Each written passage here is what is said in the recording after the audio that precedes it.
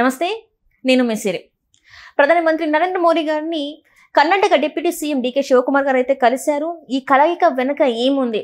గాలి జనార్దన్ రెడ్డి ఇంకా జగన్మోహన్ రెడ్డి గారు దీని వెనకాల ఏమైనా కుట్ర పన్నుతున్నారా? సో ఈ అంశాన్ని మనకు వివరించడానికి మనతో పాటు ఉన్నారు ప్రముఖ senior journalist, political analyst CS Rao గారు. నమస్కారం సార్. నమస్తే సార్, ఇప్పుడు చూస్తుంటే Karnataka deputy CM DK Shivakumar గారు ప్రధానమంత్రి మోదీ గారిని కలిశారు అని చెప్పేసి వార్తలు వస్తున్నాయి. దీని వెనకాల మరి గాలి జనార్దన్ రెడ్డి ఇంకా జగన్మోహన్ రెడ్డి గారి హస్తం ఉంది అంటే వాళ్ళిద్దరు కలిసి రాజకీయ కోణాన్ని మార్చడానికి ట్రై చేస్తున్నారు అని చెప్పేసి మరి వార్తలు వస్తున్నాయి. ఇందులో వాస్తవం ఉందంటారు?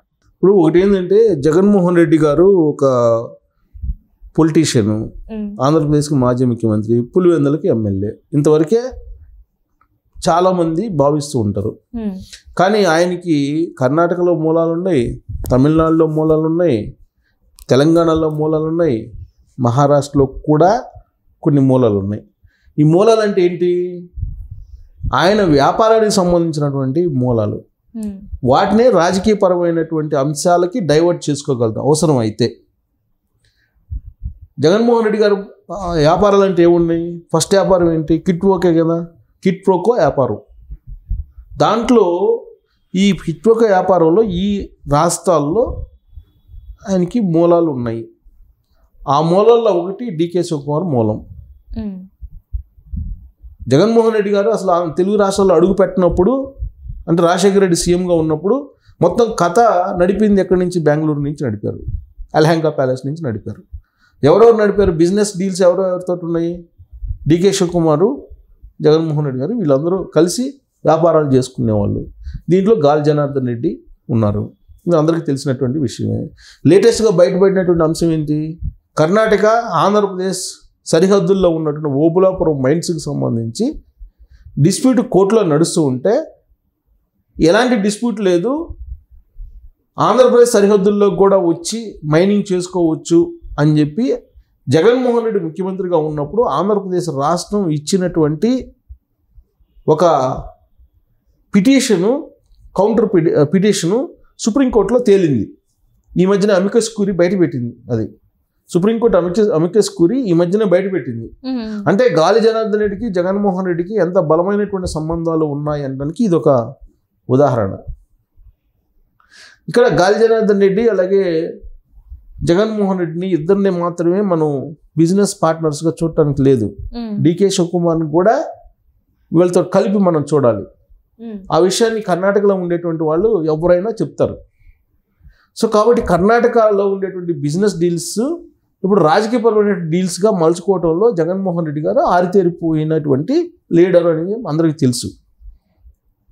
ఏ విధంగా అయితే కేసీఆర్ తోటి తెలంగాణలో బిజినెస్ డీల్స్ కిట్ ప్రోకో కింద ఏర్పాటు చేసుకొని వీళ్ళు కలిసి వ్యాపారాలు చేసుకుంటూ రాజకీయాలు ఏ విధంగా చేశారనేది అందరికీ తెలుసు. కల్వకుంట్ల ఫ్యామిలీ, వైఎస్ ఫ్యామిలీ, ఇది అందరికీ తెలిసినటువంటి అంశమే. అలాగే కర్ణాటకలో కూడా అక్కడ డీకే అలాగే గాలి తోటి కలిసి ఈ రాజకీయాలు వ్యాపారాలు ఎలా చేసుకున్నారో తెలుసు. ఇక తమిళనాడుకి వెళ్తే అక్కడ మళ్ళీ మతపరమైనటువంటి ఈక్వేషన్, అక్కడ క్రిస్టియన్ ఈక్వేషన్. అక్కడ మళ్ళీ మహారాష్ట్రకి వెళ్తే మళ్ళీ అదొక ఈక్వేషన్, జిందాల్ ఈక్వేషన్ ఉంటుంది. అక్కడ రకరకాల ఈక్వేషన్లు ఉంటాయి. ఏ స్టేట్కి వెళ్తే ఆ స్టేట్కి సంబంధించిన ఈక్వేషన్స్ నడుపుతూ ఉంటారు జగన్మోహన్ రెడ్డి గారు అని అంటారు. కొంతమంది ఏమంటారంటే అసలు దేశాలతోటే ఒక పెద్ద మాఫియా నడుపుతున్నారు జగన్మోహన్ రెడ్డి గారు అనేది కొంతమంది ఈ మధ్యకాలంలో నా ఇంటర్వ్యూలో కూడా కొంతమంది చెప్పినటువంటి సందర్భాలు అనేకం ఉన్నాయి. సరే, నేను అంత దూరం పోను, కానీ ఇక్కడ ఉన్నటువంటి రాజకీయ పరిణామాలను మనం కనుక ఒకసారి చూస్తే కనుక ఇప్పుడు కర్ణాటక రాజకీయాలు, తెలంగాణ రాజకీయాలను కూడా తమ ఆధీనంలో ఉంచుకోవాలి అనేటువంటిది చాలా కాలంగా జగన్మోహన్ రెడ్డి గారికి, వైఎస్ ఫ్యామిలీకి ఉన్నటువంటి ఒక ఆలోచన. అందుకే ఇక్కడ కేసీఆర్ గారు అలాగే జగన్మోహన్ రెడ్డి గారు ఇద్దరు కలిసి దేశాన్ని వేలాలని చెప్పి, దేశకి నేత అని చెప్పి కేసీఆర్ గారిని ప్రమోట్ చేశారు. అప్పట్లో అది కుదరలా, ప్రకృతి సహకరించలా. ఆ తర్వాత అక్కడ గాలి జనార్దన్ రెడ్డిని ప్రవేశపెట్టి డీకే శివకుమార్ ద్వారా ఏదో రాజకీయాలు నడపాలని కూడా ప్రయత్నం చేశారు జగన్మోహన్ రెడ్డి గారు అని చెప్పి ఒకటి వినిపించింది. అయితే అక్కడ కూడా ప్రకృతి సహకరించక ఈయన 11 మంది ఎమ్మెల్యేలకు పరిమితమయ్యారు ఆంధ్రప్రదేశ్లో. అయినప్పటికీ కాముకున్నారా అంటే, నాకు 39% ఓటు బ్యాంక్ ఉంది, నేను బలమైనటువంటి లీడర్ను ఒక పార్టీకి అని చెప్పి మొదలుపెట్టి కర్ణాటక అల్హంకా ప్యాలెస్లో కూర్చొని ఏం చేస్తున్నారంటే, రాజకీయ నాయకుడు రాజకీయాలు చేస్తారు కదా, ఎక్కడున్నా కానీ చేసేది అదేగా. బిజినెస్ చేస్తారు. బిజినెస్ మ్యాన్ కమ్ రాజకీయ నాయకుడు ఏం చేస్తాడు? రెండు చేస్తారు. సో ఇక్కడ బెంగళూరులో కూడా జగన్మోహన్ రెడ్డి గారు అదే చేస్తున్నారు.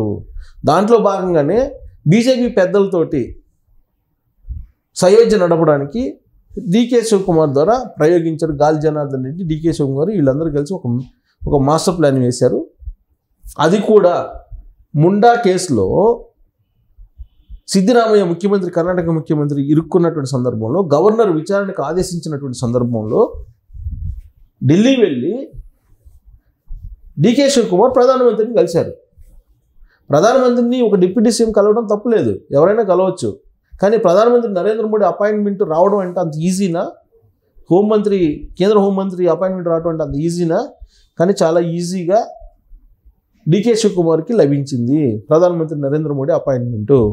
ఈ ఆపరేషన్ ఎవరు చేశారు అని అంటే జగన్మోహన్ రెడ్డి గారికి సంబంధించినటువంటి కొంతమంది దూతలు అక్కడ ఉన్నారు ఢిల్లీలో. ఈ దూతలు ఢిల్లీ బీజేపీ పెద్దలతోటి సయోధ్యగా ఉంటారు. దీనికి సంబంధించినటువంటి వ్యవహారాన్ని 2 రోజుల క్రితం ఆంధ్రప్రదేశ్లో ఉండేటువంటి వైఎస్ఆర్ కాంగ్రెస్ పార్టీ కోవట్లు ఎవరైతే ఉన్నారో బీజేపీలో వాళ్ళతోటి మీటింగ్ పెట్టారు జగన్మోహన్ రెడ్డి గారు అనేది కూడా ఒక న్యూస్ వచ్చింది. అంటే బీజేపీ పార్టీలోకి డీకే శివకుమార్ని పంపించడం ద్వారా బీజేపీని తమ వైపు తిప్పుకునేటువంటి ప్రయత్నం చేస్తూ ఉన్నారు జగన్మోహన్ రెడ్డి గారు అనేది ఈ మొత్తం ఎపిసోడ్ని బట్టి కొంత మనం విశ్లేషణ చేసుకోవచ్చు.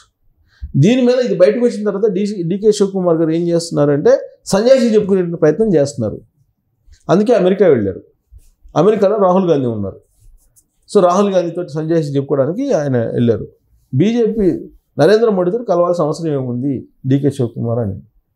ఈ ఆపరేషన్ మొత్తం గాలి అలాగే జగన్మోహన్ రెడ్డి గారు ఇద్దరు కలిసి చేశారు అనేది ఇంకొక వర్షన్. సో కారణం ఏదైనప్పటికీ డీకే శివకుమార్ మాత్రం కాంగ్రెస్ పార్టీ పెద్దల మధ్య చులకనయ్యాడు. యాక్చువల్గా ఆయన ముఖ్యమంత్రి కావాలి, డీకే శివకుమార్ని ముఖ్యమంత్రిని చేయాలనే ఇంకో ప్లాన్ కూడా నడిపారు వీళ్ళు ఎలహంకా ప్యాలెస్లో అనేది రాజకీయ వర్గాల్లో కర్ణాటకలో నడుస్తున్న చర్చ.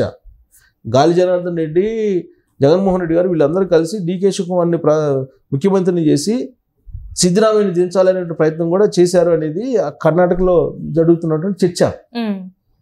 అది కనుక జరిగితే కనుక బీజేపీ వాళ్ళు ఈయనకేదో ఒక గిఫ్ట్ ఇస్తారని అడ్డే కాంగ్రెస్ పార్టీ ప్రభుత్వం డీకే శివకుమార్ని బీజేపీలోకి తీసుకురావడం ద్వారా, బీజేపీ అక్కడ ముఖ్యమంత్రిని చేయడం ద్వారా జగన్మోహన్ రెడ్డి గారు తన బలమేంటో నిరూపించుకోవాలని ప్రయత్నం చేశారు అనేది మరొక వర్షను వినిపిస్తుంది.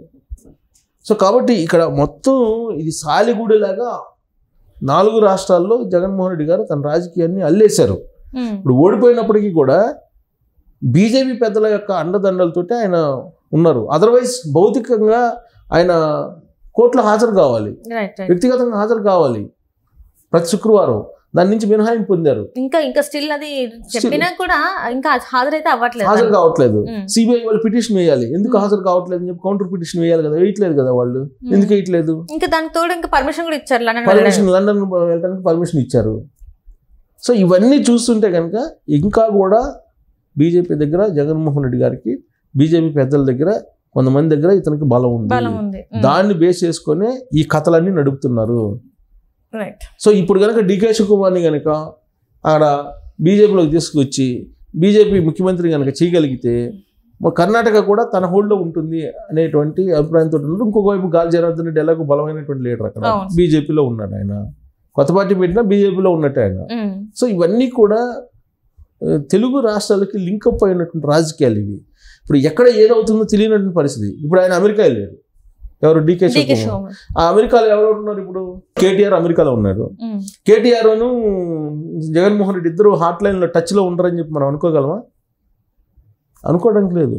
ఖచ్చితంగా టచ్ లో ఉంటారు వాళ్ళిద్దరు. ఎందుకంటే పార్టీలు వేరైనా ఒకటే తాడులో ముక్కలు వాళ్ళు రాజకీయంగా.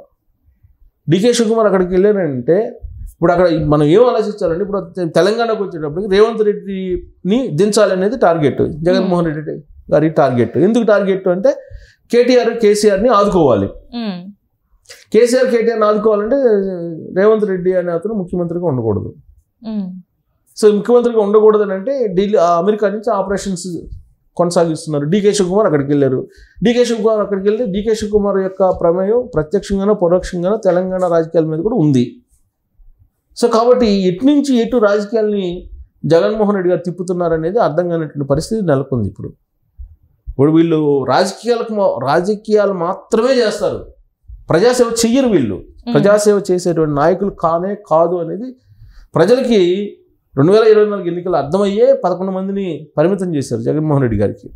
కానీ తన పందం మార్చుకోవట్లేదు, రాజకీయాలని చేయడమే, ఇంకొక వైపు బిజినెస్ని ప్రమోట్ చేసుకోవటమే వాళ్ళ యొక్క లక్ష్యం.